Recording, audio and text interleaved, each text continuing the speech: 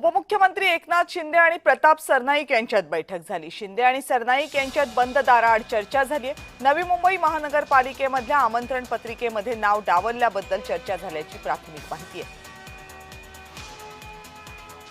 या संदर्भात आणखी माहिती देत आहेत माझे सहकारी शुभम उमाळे। शुभम, दोनही नेत्यांमध्ये चर्चा होण्याचं नेमकं कारण काय आणि चर्चेतून काय निष्पन्न झाले या संदर्भात काही माहिती मिळाली आहे का?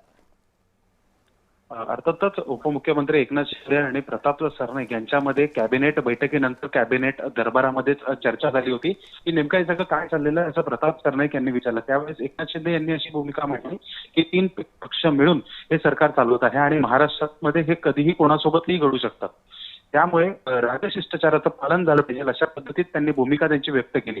मला आमंत्रण दिलं नाही त्याच्यामुळे कोणताही मला फरक पडत नाही, पण मात्र महाराष्ट्रात हे पुन्हा कुठेच घडू नये अशी त्यांची भूमिका असल्यामुळे आता आयुक्त यांना विचारण्याचे पत्र जे आहे ते आता पाठवण्यात येणार असल्याचं देखील सूत्रांकडून कळत आहे।